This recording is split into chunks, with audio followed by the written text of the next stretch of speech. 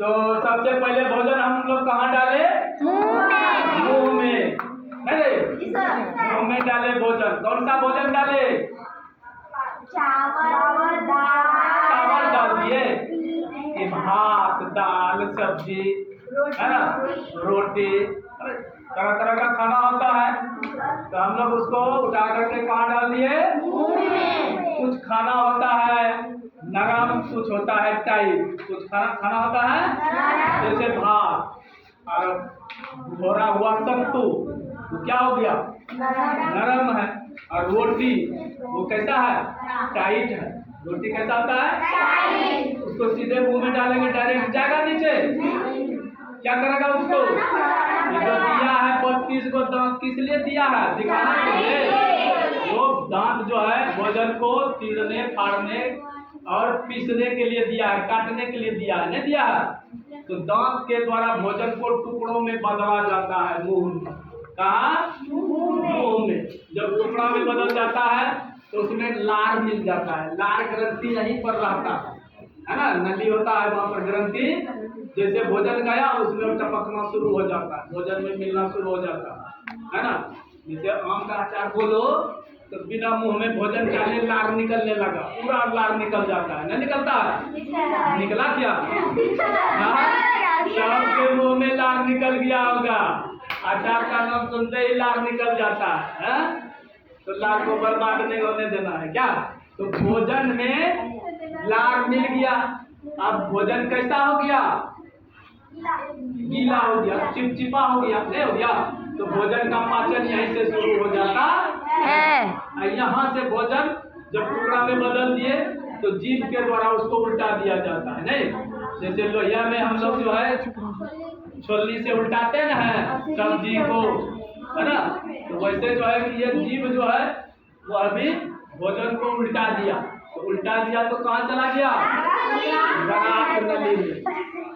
Grass नली का अंदर का जो नली होता है ना एकदम चिकना होता है। कैसा होता है? एकदम चिकना होता है। उसमें भोजन फंसता उठता नहीं है। जैसे उसमें गया वो सीधे भड़क करके कहाँ चला गया? आमाशय में चला गया रे। कहाँ चला गया? आमाशय में चला गया। आमाशय में क्या लगा हुआ है? चक्की। क्या लगा हुआ?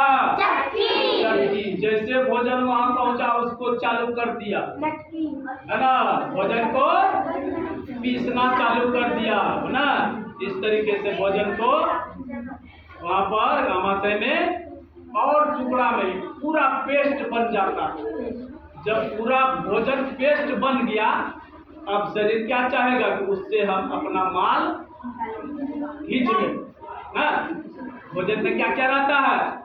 प्रोटीन, विटामिन, कार्बोहाइड्रेट, वसा, खनिज लवण, मैग्नीशियम, पोटेशियम वगैरह वगैरह ढेर सारा पोषक तत्व उसमें मौजूद होता है।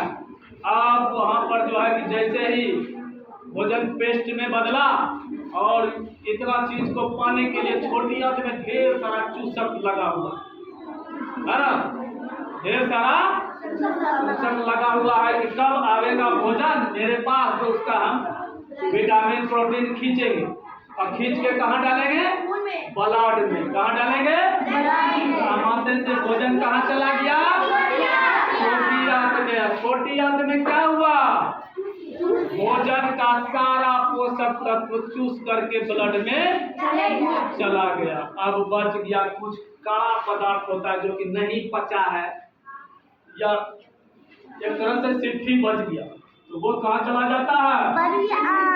यहाँ सारा माल खींचा गया, सारा पोषक तत्व यहाँ से खींच के ब्लड में पहुंच गया। जिसको जहाँ जरूरी है वहाँ पर यूज उसका होने लगा। अब जो है यहाँ से छोटी आंत से भोजन कहाँ गया? बड़ी आंत से गुजरते हुए वो यहाँ भी जो है उसका थोड़ा मोड़ा पाचन होता है जो बचा हुआ रहता है। उसके बाद यहाँ से चला जाता है कहाँ? मलाशय। एक घर, एक बड़ा सा जगह होता है जहाँ ये सारा कचरा जाके जमा हो जाता है। अब जब कचरा जमा होगा तब प्रेशर बनेगा न रे, क्या बनेगा? तब फिर उसको गुदा मार्ग के द्वारा बाहर उत्सर्जित कर दिया जाता है ना? तो मुख्य पाचन तंत्र में कौन कौन सा अंग आया? कौन कौन सा अंग आया?